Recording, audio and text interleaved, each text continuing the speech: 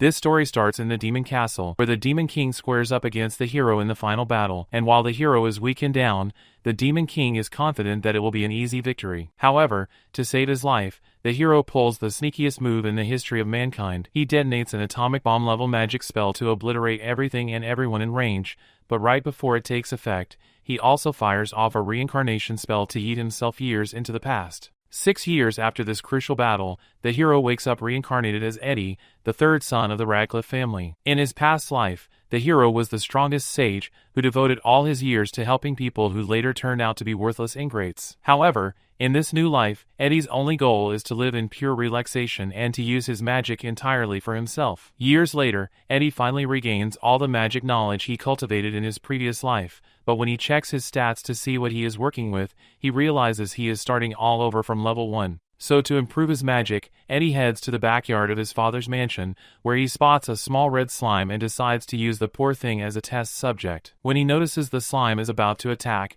Eddie picks up a stone and fires it straight at it. Luckily, the stone hits dead center where its core is, eliminating the slime on the spot and earning Eddie his first slime core. With the slime defeated, a bright light engulfs Eddie, and he acquires both the fire and detection magic of the dead slime, but he is shocked when his stats notify him that his magic power is now loaded with crazy amount points, plus a bonus for reincarnation. Before Eddie can even process what is happening, he hears a sudden female scream deep in the forest behind him, making him realize someone might be in trouble. Using his new detection magic to survey the area, he discovers the forest is a hideout for orcs and their king, and these ugly creatures are closing in on a human. Meanwhile, deep inside the forest, the princess of the kingdom, Clarice, is surrounded by fat ugly orcs who are about to pass her around, but the princess makes it clear she would rather fight to her last breath than become their jizz bucket. At that moment, Eddie arrives at the scene and, after observing the horror about to unfold, he blinds the orc king with a small, controlled burst of fire magic. However, as he summons his fire magic,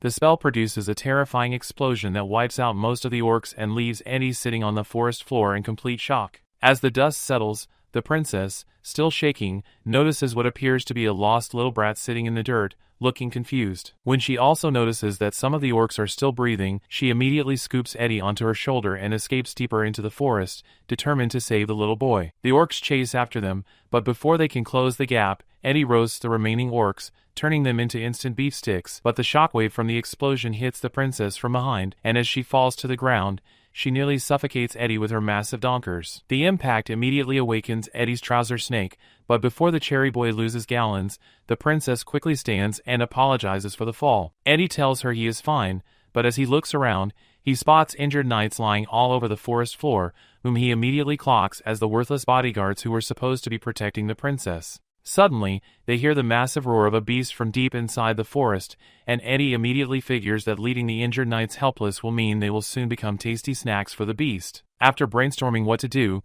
he decides to knock the princess out cold with anesthesia magic, then use wind magic to transport her and the knights out of the forest before the beast attacks. However, before he can execute the plan, the princess gets curious and is about to ask how a little brat like him could be packing that kind of firepower, but Eddie immediately shushes her, telling her there is no time for a question-and-answer session and that she needs to listen. While she stares at him with a dumbfounded expression, Eddie warns her not to tell a single soul about him, his abilities, or anything she witnessed in the forest that day.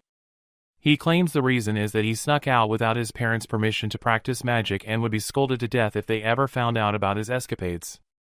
Putting the safety of her knights first, the princess agrees not to say a word about his abilities, and even swears on her royal name. Eddie thanks her, then puts her into a deep slumber using his anesthesia magic before using wind magic to teleport her and every last injured knight out of the forest to safety.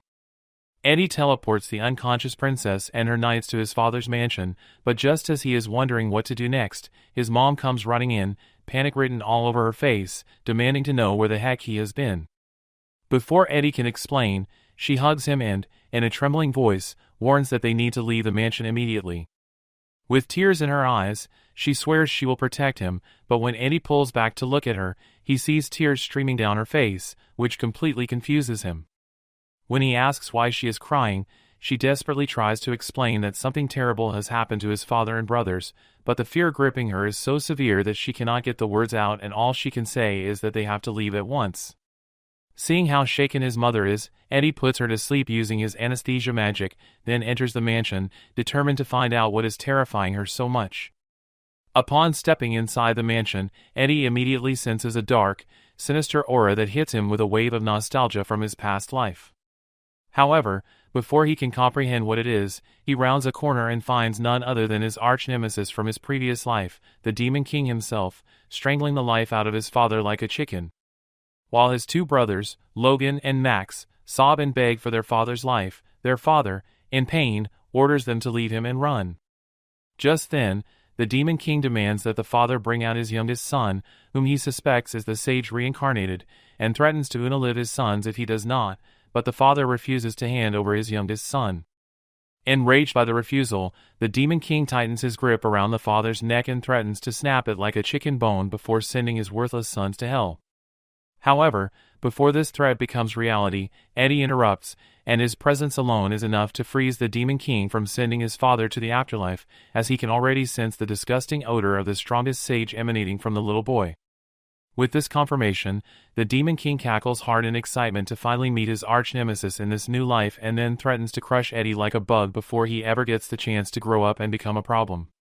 However, Eddie, with a cold stare, replies that he is a day too late, and then mocks the Demon King for attacking alone without the help of his little henchman, as was his usual modus operandi in the past.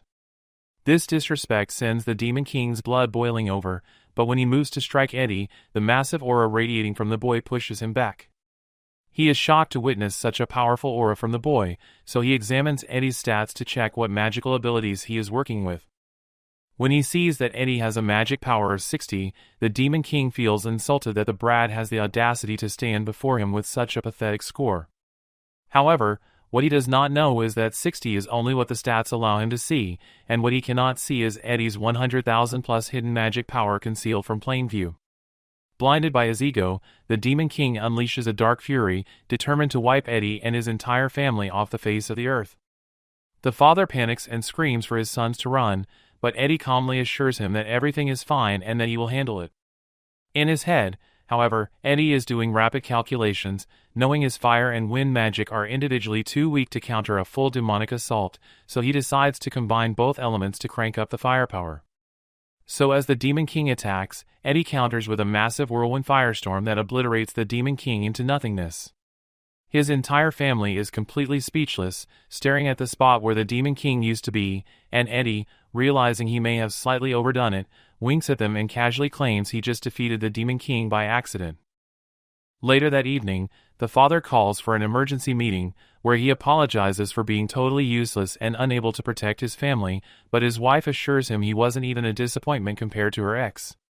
Not long before the meeting, Eddie had already filled his family in about the princess he stumbled across in the forest, so his mother used her healing magic to patch up Princess Clarice and all her injured knights. Now, in the present, the father demands to know how Eddie deleted the Demon King with a whirlwind firestorm, and Eddie, caught completely off guard by the directness of the question, immediately constructs a story on the spot, claiming he had a dream that he could use magic. So to find out for himself, he went deep into the forest, where he discovered he could truly use magic and even defeated some monsters with his newfound power. After explaining how he saved Princess Clarice and her honey pot from being assaulted by a nasty gang of smelly orcs, his airhead dad is fully convinced by the crap story and amazed that his youngest son gained such godlike power in just one day of using magic. However, deep down, Eddie feels miserable lying to his family, but he knows this is the price of keeping them, because in his past life, the moment anyone discovered he was the strongest sage, they did not respond with respect or admiration but with pure fear, forcing him into a loneliness he carried for his entire previous existence. This reincarnated life, however, handed him something he never had before, a home with genuinely kind people who love him, and he has absolutely no intention of losing that over the truth. So instead of fear, his dad and mom look at him like he is the greatest thing that has ever happened to the Radcliffe family, calling him a genius and a prodigy, and the dad in particular grabs him into a hug and proposes a celebration. Just seeing the excitement on their faces fills Eddie with warmth and relief he has never felt before in his past life. Meanwhile, in the room, Princess Clarice jolts awake from her deep slumber and sits up in total shock, trying to figure out where on earth she is. Shortly afterwards, in the living room, the father suggests Eddie go wake up the princess, but Eddie excuses himself to the toilet, saying he needs to take a leak. Once inside, he activates his status bar to check for upgrades to his magical abilities and is shocked to realize he has acquired the Demon King's skills, Dark Magic and Investigation Magic. Unfortunately, he won't be able to use Dark Magic just yet, since his mana is extremely low, but he can use Investigation Magic, which allows him to see other status bars. However, what shocks and worries him the most is the fact that his magic power, which was once 100,000 plus, has now exploded to a whopping 200,000 plus after defeating the Demon King. Coupled with the bonus effect given to him for reincarnating, Eddie now has more power than any Sageborn of a woman. This worries him because he knows, with absolute certainty, that if even a fraction of this power became public knowledge, his peaceful family life would be completely over, so he decides on the spot to hide his powers by any means necessary. A couple of minutes later, as Eddie walks out of the toilet, he finds Princess Clarice waiting for him in the living room with a big smile on her face. Eddie then shyly approaches and tells her he is glad to see she is doing better, and the princess responds warmly that she is relieved to see he is safe. However, as Eddie looks her over, taking in her facial features and the details of her battle armor, something clicks in his memory from his previous life. He has seen that exact national coat of arms before on a mission, and he figures out without a shadow of doubt that Princess Clarice is the princess of a small country situated north of his own kingdom. In his past life, after Ed became an overnight celebrity due to his overpowered abilities, every country within 100 miles was sliding into his inbox with requests for support.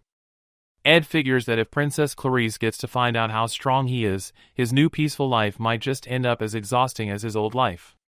So to prevent getting exposed like Epstein, Ed decides to keep the princess in the dark and avoid any situation that might throw him off.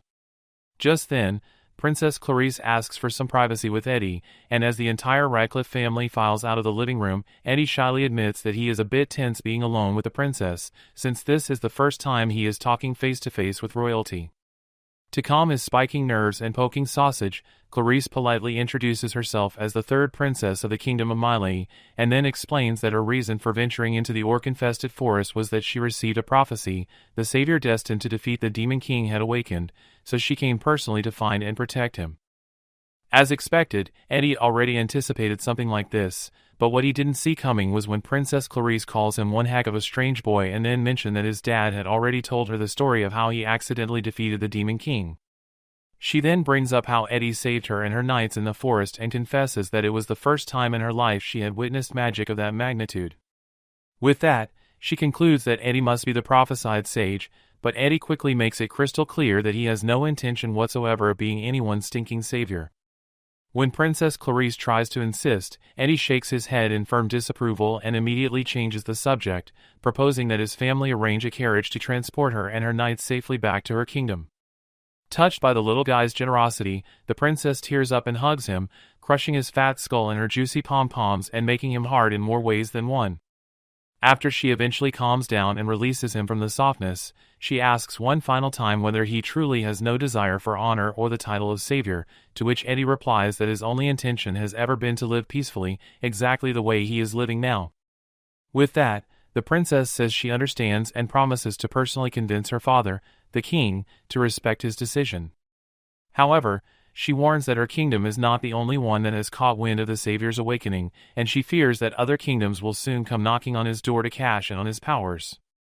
She points out that she is genuinely concerned for his safety, but to ease her worry, Eddie assures her he is already planning to enroll in school soon, so he can blend in with a bunch of brats his own age and disappear as an irrelevant background character. 10 days after the princess's departure, Eddie arrives at the Royal Academy with his mom for the pre-admission test, and after sitting through the written portion, he braces himself for the part he has been dreading most, the magical aptitude diagnosis. This diagnosis measures the magic talents of all new students using a special magic tool, with the results printed on white paper. After each student's talent is assessed individually, they are graded in classes A to F, in descending order of competency based on the index result. Class A sits at the very top of the food chain, reserved exclusively for elite students with remarkable magical prowess who are being groomed to lead entire countries, and Eddie fears being placed in that class because of the attention it would draw to him. He knows with absolute certainty that avoiding Class A is non-negotiable, so by the time he is standing in line for his turn at the measuring tool, he has already cooked up a plan to counter the effect of the magical diagnostic entirely. When Eddie's turn finally comes, he steps in front of the device, and as he places his hand on it, the examiner notices something weird happening. Before she can even begin to diagnose the problem, a blinding light radiates from the device so intensely that it completely freaks her out, and the paper slot begins printing his results continuously, like a malfunctioning office printer. While this is happening, the little menace tries to remain as calm as possible, but in his head, he is just as panicked as the examiner, wondering what the heck is going on. As the printer continues spitting out sheet after sheet listing various acquirable spells that Eddie has accumulated across 2 lifetimes, the magic device suddenly announces that Eddie's magic affinity is an S rank. The announcement hits the room like a grenade, and within seconds, everyone present starts buzzing about the small remarkable boy who just broke the school's diagnostic equipment. Other examiners also gather around the magical device, trying to figure out the mystery.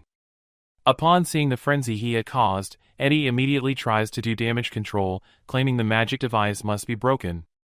When the flustered teacher argues that it's impossible, Eddie shows them a single piece of paper with an ordinary magic result, claiming it's his result from a measurement taken with a different device. Upon seeing the terrible result, which shows the name of his family and a magic affinity of the lowest rank F, the teachers are instantly irritated and are now convinced that the magic device must be truly broken. This makes Eddie smile, realizing that his plan had worked just as he wanted. Several hours before the test, Eddie had anticipated this outcome, so before coming to the academy, he stole the results of his elder brother, Max, whose magic is as terrible as Nick Cannon's pull-out game.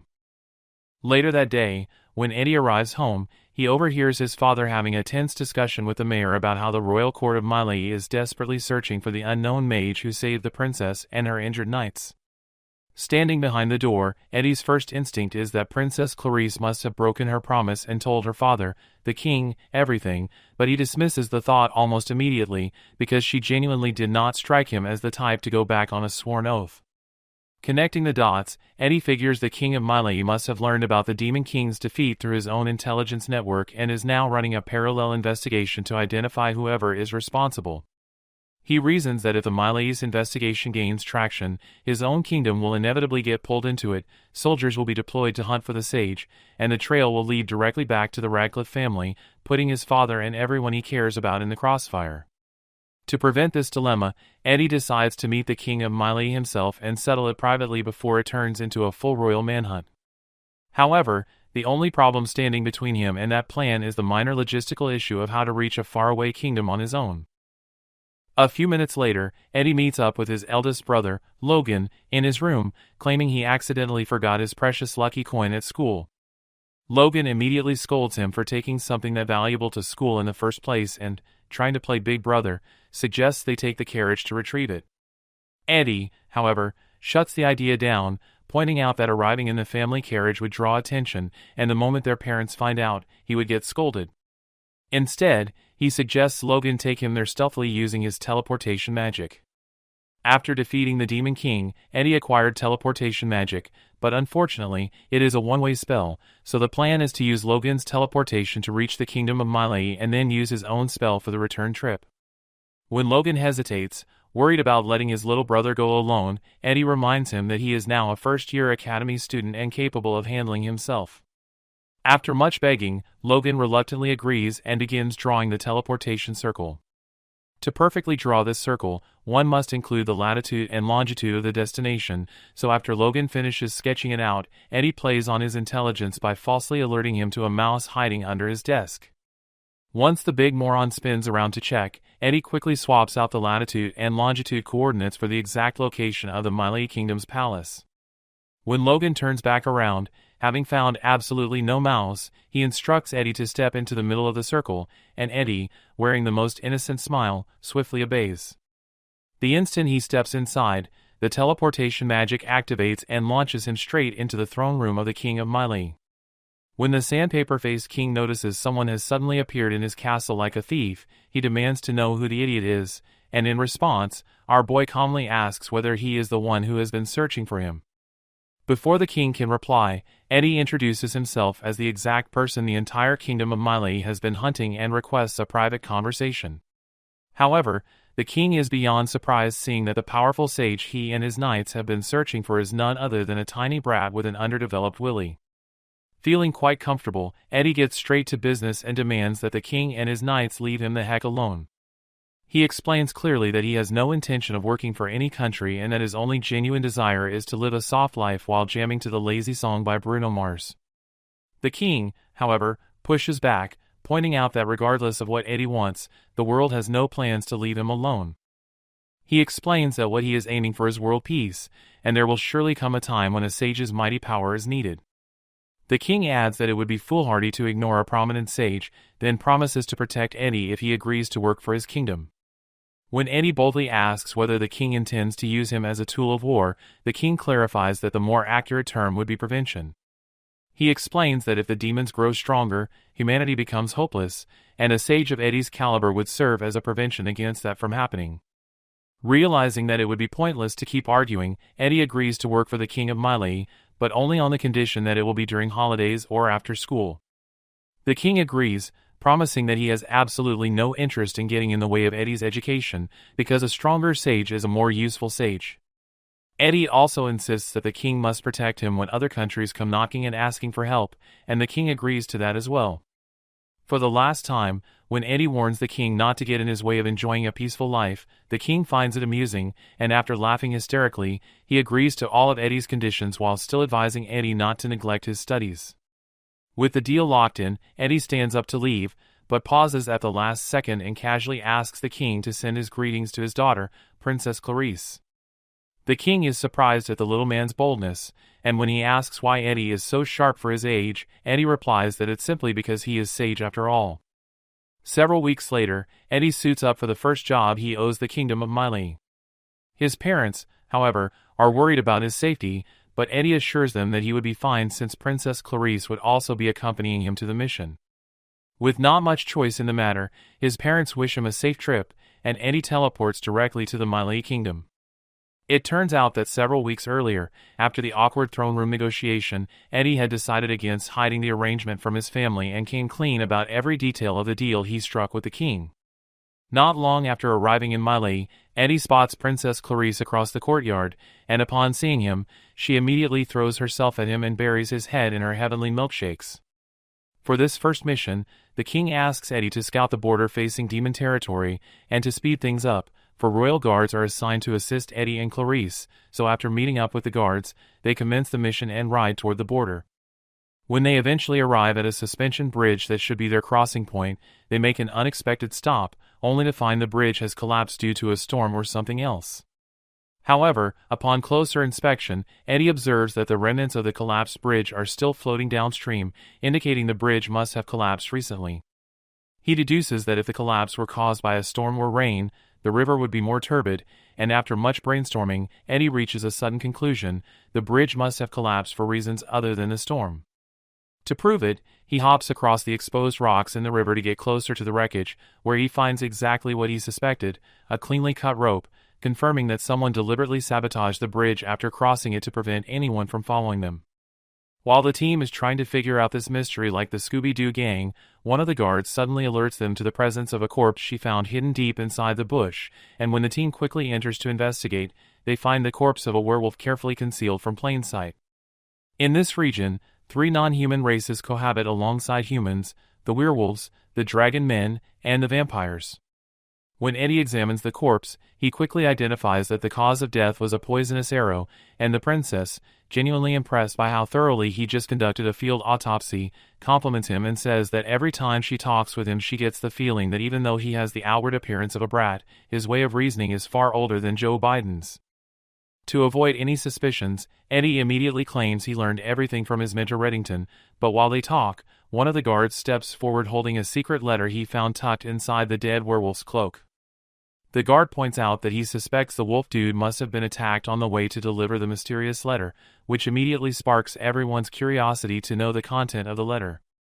However, when they try reading the letter, they find out that it is written in werewolf language, and since their brains is smoother than a Samsung phone screen, they are unable to decipher what is written in the letter. Fortunately, Eddie is the only one who speaks werewolf since in his past life, while other guys rizz up girls for fun, he was a total wacko who used to memorize various languages just to die time.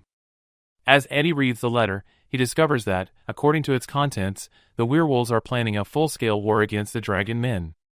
Concerned, Eddie immediately pulls the princess aside, and when he reveals the content of the letter to her, Princess Clarice is speechless that the boy can even understand werewolves' language.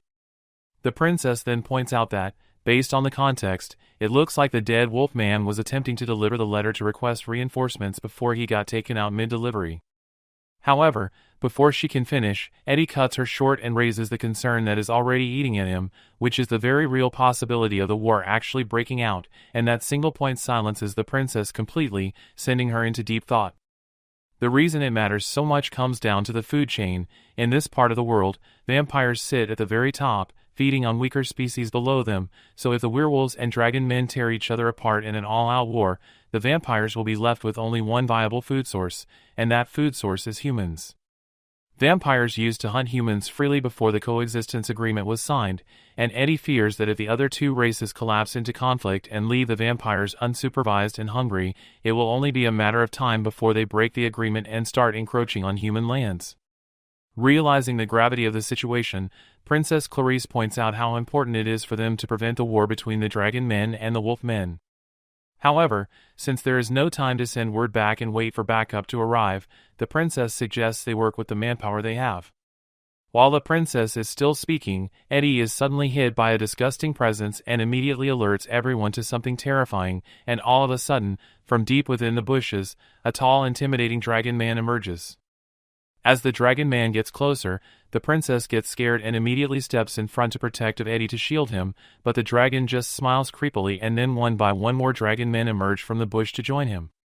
Eddie then notices the large sword and armor on the dragon men, and this makes him realize that they are the ones who chased down the dead werewolf to get their hands on the secret letter. Just then, Princess Clarice shocks everyone when she steps forward and starts speaking dragon language to the dragon man, requesting to have a talk with them. The huge dragon man agrees, and when he asks what exactly their group is doing out here near the border, Princess Clarice, trying to be as calm as possible, explains that they are soldiers of the Kingdom of Mile on a routine border scouting mission with zero intention of starting any trouble. At first, the dragon man finds it hard to believe that they are not up for a fight, but when he notices Eddie and sees that he is just a boy, he believes the princess must be telling the truth, since no sane military will bring a rugrat to a battle.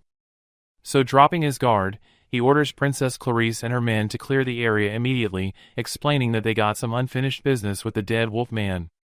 Relieved, the princess immediately thanks him, but as they are about to leave, one of the dragon men, who is analyzing the corpse of the wolf man, announces to the rest that he can't find any secret letter on the corpse.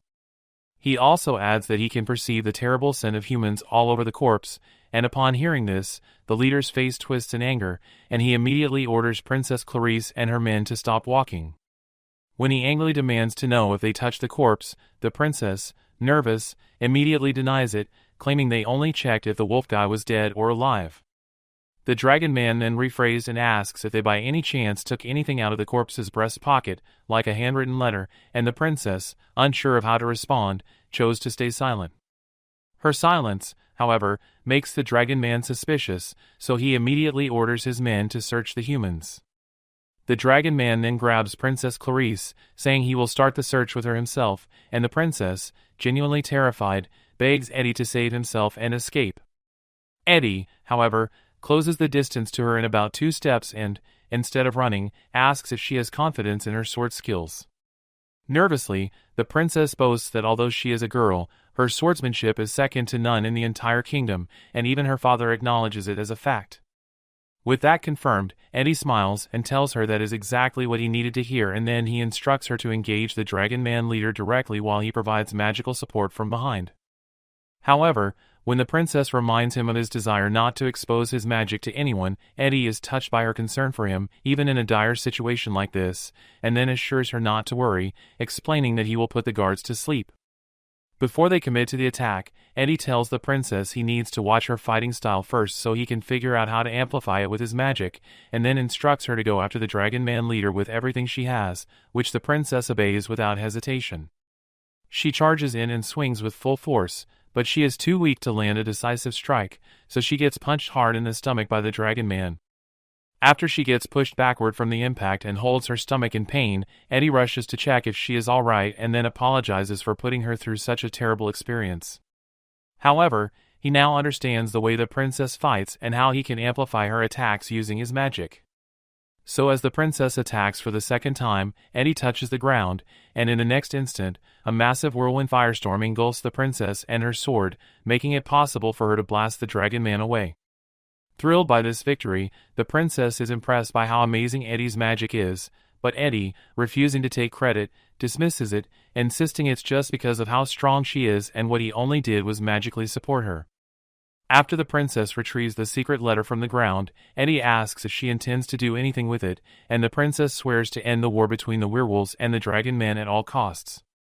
She explains that if she doesn't, it will not only cause major damage to her kingdom but to all humans as well.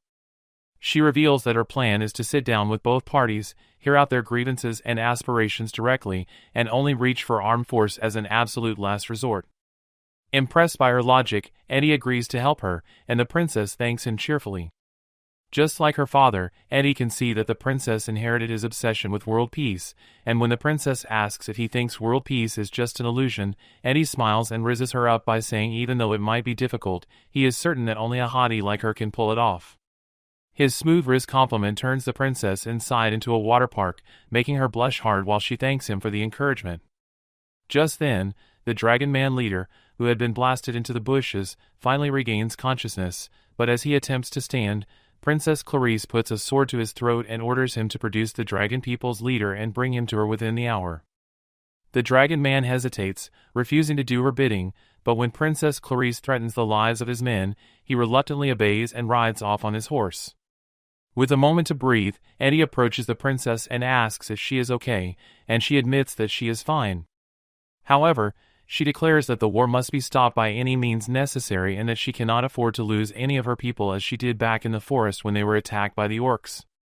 When Eddie calmly assures her that it will not happen again with him present, the princess's heart melts, and she shyly admits that she finds him really cool.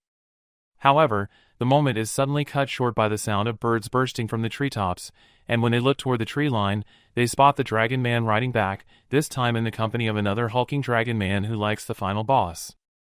Based on the man's bulky build, Eddie immediately figures he must be the chieftain of the dragon people, which makes him uneasy since he knows the big guy must be insanely strong.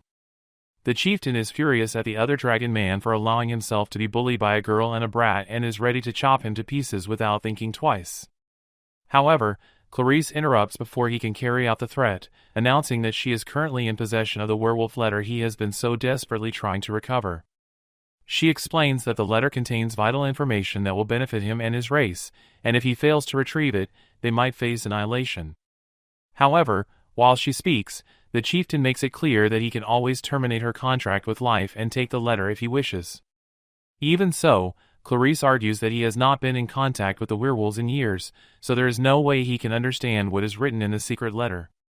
She points out that it is written in the werewolf language, and taking it back to his hideout to find a translator would only waste more time. Still, the chieftain, blinded by his foolish ego, refuses to reason with her and claims he does not care about the letter and would simply wipe the werewolves off the face of the earth. Realizing the back and forth is going nowhere, Eddie steps forward to reason with the meathead and asks whether he truly does not care about his people. The stubborn chieftain is shocked by the audacity of a little boy talking back to him, but before he can respond, Eddie assures him that the princess did not come to fight and rather, her intention is to stop the war, so the smartest thing he can do right now is give her 2 minutes of his time and actually listen. Somehow, Eddie's tiny voice manages to soothe the big man, and he agrees to talk with them. With that, Princess Clarice steps forward and explains that, based on deductions from the letter, the werewolves are planning a coordinated attack from both the east and the west at exactly noon. Given that timetable, the chieftain's best move is to pull his men north immediately to avoid walking straight into an ambush, which would mean the war never gets the chance to start in the first place. However, after listening to everything the princess has to say, the chieftain refuses to back down and instead orders his men to mobilize. Shocked by his reaction, the princess warns him that fighting the werewolves would only benefit the vampires, who would immediately take advantage, but the chieftain shrugs and says he doesn't give the tiniest damn. With a contorted face full of greed, he swears that his utmost desire is to get that thing once he defeats the werewolves. He goes completely nuts, explaining that once he lays his hands on it, he will become the ruler of the entire area. Repeating his obsession like a psycho on loop, he confuses his men and even piques Eddie's curiosity about why he is acting like a complete lunatic. When Princess Clarice nervously asks what this special thing is that is apparently worth sacrificing the lives of his entire people, the chieftain, salivating like a rabid dog, loudly responds that the thing is gunpowder. This revelation gets Eddie thinking, and as he puts the pieces together, he realizes that since both the dragon men and the werewolves are vulnerable to fire, the now-dead Demon King had kept gunpowder as a way to suppress the powerful races. Because the Demon King had few underlings, Eddie reasons that he relied on the gunpowder to compensate for his lack of troops, and now that the Demon King is gone, it's a rat race. Whichever side, werewolves or dragon people, gets the gunpowder first will gain the upper hand. Having been responsible for defeating the Demon King, Eddie feels partly accountable for the looming war between the werewolves and the dragon people. So he decides he must take responsibility and end the conflict himself. To do this, he plans a one-on-one conversation with the chieftain, so secretly, he launches a distant whirlwind to create a false alarm, making the chieftain believe the werewolves might be attacking. Triggered, the chieftain commands his men to capture any werewolves they find, and as they leave, Eddie whispers to Princess Clarice that his plan is to have a private talk with the chieftain. The princess is shocked, realizing Eddie is responsible for the distraction, and after she willingly agrees to leave to give them some time alone, Eddie approaches the chieftain and politely asks for a listening ear. Eddie tries to reason with him, suggesting that they put an end to the war and even promise to destroy the gunpowder himself so the werewolves won't also get their hands on it, since if there is no gunpowder, there won't be any reason to fight. However, the more Eddie tries to reason with the chieftain, the more the guy goes raving stark mad, declaring over and over again that the gunpowder is his alone and nothing in this world would stop him from getting it. That's when Eddie realizes the chieftain isn't suffering from ordinary obsession, he's under the gunpowder-desired dark curse, and the proof of the curse is the diabolical mark on his forehead. With this curse active, Eddie figures there's no way the chieftain can think with his brain cells, and every word coming out of his mouth is nothing but the curse talking, which means no amount of logic or diplomacy will ever reach him in this state. The only real solution is to strip the dark magic out of him entirely, so while the chieftain continues raving like a mad dog, Eddie quietly decides to purify the man's defiled eyes, whether he asked for help or not.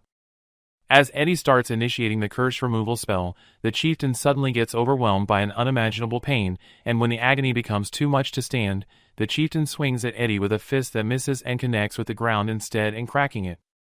Upon seeing that the big guy is stronger than Yugavin, Eddie reasons it would be quite a battle to hold him down long enough to finish the curse removal, and while he is still running through his options, the enraged chieftain strikes again, this time with his massive sword, but Eddie leaps back at the last moment to avoid ending his mincemeat.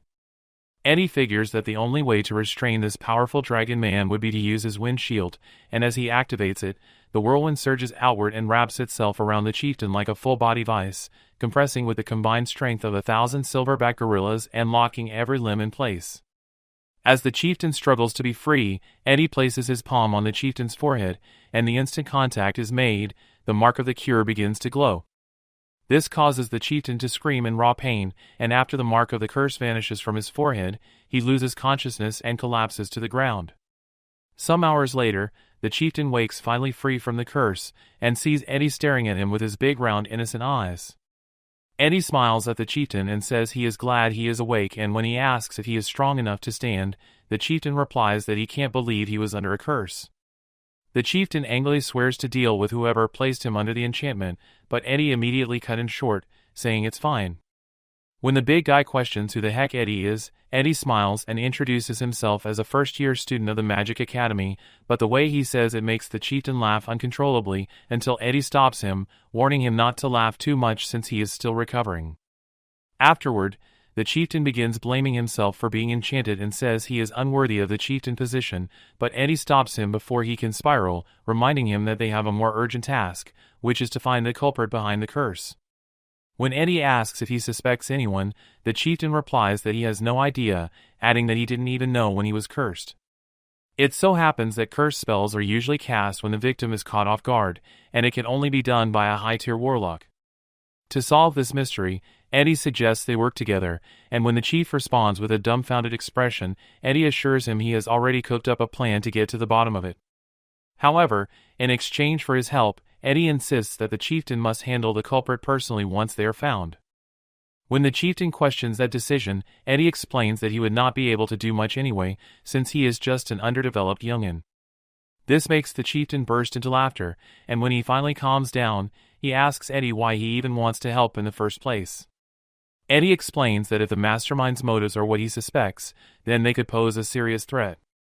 However, he admits the motive is still unclear, which is exactly why he wants to find the mastermind and hear directly from them so he can put his concerns to rest. After listening to Eddie's reasoning, the chieftain sighs and agrees to work with him, claiming that since he lost the fight like a worthless loser, his acceptance is the victor's privilege. After thanking him, Eddie points out that the first thing they need to do is stage a play. When the chieftain is too slow to follow, Eddie picks up a stick and begins drawing on the ground. He explains that he believes the mastermind's goal is to push the werewolf people and the dragon men into war, since wars are usually fought to obtain certain benefits. The first suspect that comes to the chieftain's mind is the werewolves, but after Eddie explains that the werewolves have nothing to gain from brainwashing the chieftain, the werewolves are struck from the list of suspects. Eddie then reasons that the mastermind might not actually be after the gunpowder at all, and when the chieftain questions what other benefit the mastermind could possibly gain, Eddie suggests that the real objective might simply be to provoke war. Hearing this, the chieftain angrily accuses the vampires of being behind the enchantment, but Eddie, being a sharp little man, points out that while the chieftain was under the curse, none of his fellow dragon men noticed anything was wrong. Eddie then concludes that the mastermind must be someone, or perhaps a group, whose true goal is to ignite war for the sole purpose of annihilating a race they despise. The chieftain immediately assumes Eddie is referring to his fellow dragon men, so he shoots him a cold glare and warns that any insult to his tribe will not be tolerated. To calm him down, Eddie quickly clarifies that it is not his intention. However, he reminds him that as chieftain, his primary responsibility is to protect his tribe, and turning a blind eye out of trust would only make matters worse. Eddie advises him to consider every possible suspect thoroughly, and after the chieftain thinks it over, he realizes that the little man is right, so he agrees to go along with the plan. Though he says he will need Eddie's continued support, and then asks what exactly Eddie has in mind, promising to cooperate. Eddie smiles and thanks him, and after revealing the plan's details, Princess Clarice arrives and immediately hugs Eddie, admitting she was worried. At the same time, the other dragon soldiers return after scanning the area and finding no werewolves. They claim they were concerned about their leader, but the chieftain, now suspicious of his own men, immediately orders them back to the barracks. Sensing the tension, Princess Clarice quietly asks Eddie if stopping the war is truly possible, and Eddie, while holding her hand and getting bricked up, assures her that the war can be prevented. However, he adds that they will need to accompany the dragon men back to their barracks. When they arrive at the dragon men barracks an hour later, the chieftain immediately orders one of his soldiers to assemble the entire troop. After the troops gather, the chieftain announces that the attack on the werewolves will be cancelled. This throws the soldiers into confusion, and the chieftain's assistant immediately opposes the decision, insisting that he wasn't informed before it was made. The chieftain counters that he doesn't need his permission to make decisions, explaining that there was never any justification for the war in the first place, but the assistant still refuses to budge. This relentless stubbornness also triggers the rest of the soldiers, who shout in defiance and refuse to back out of the already planned war, attributing the chieftain's decision to pure cowardice. In one voice, they remind him that this is the only opportunity they have to seize the gunpowder and get rid of the werewolves. At the mention of gunpowder, the chieftain decides to come clean and confesses to his entire troop that he had been placed under a curse to covet the gunpowder. With his head lowered in absolute humility, he admits that he has not been thinking rationally, and that is why he was filled with the desire to obtain the gunpowder by any means necessary. When the chieftain announces that he suspects the mastermind who wants the dragon men and the werewolves to go to war might actually be the vampires, his men respond in fury, suggesting they attack both the werewolves and the vampires at the same time. Still, the chieftain tries to reason with them that there is no need for war and suggests they withdraw for now, but the war-obsessed freaks continue clamoring for battle. Their incessant demand for war finally pisses off the chieftain, who roasts them as a bunch of morons and immediately orders them to stop. An hour later, when the tension around the camp dies down, Eddie secretly enters the chieftain's tent to discuss the next stage of their plan. However, The moment he steps inside, a group of dragon men soldiers led by the assistant also enters to speak with their chief, so Eddie immediately hides behind a large drum. The assistant claims they have accepted the chief's decision to let go of their grudges and reconcile with the werewolves, and although he admits they were surprised by the sudden decision, he says they will respect it. While delivering this speech, the assistant notices some wounds on the chief's body and immediately offers to help heal them. With the chief's permission, he places his hand over the bruises. But as a bright light begins to emanate from his hand, the chief suddenly feels the same aura he felt when Eddie had removed the curse, so he immediately grabs his wrist and stops him. The assistant is shocked by the chief's reaction, but the chief angrily accuses him of being the mastermind who enchanted him with the curse. Turns out this had been Eddie's plan all along, and the chief, finally realizing that his own elite soldiers are responsible, can hardly believe his eyes. Will the chief claim the lives of his own people who had betrayed him? Comment Baby Sage if you enjoyed the story. Smash the like button, and don't forget to subscribe to the channel for more content like this. As always, thanks for watching.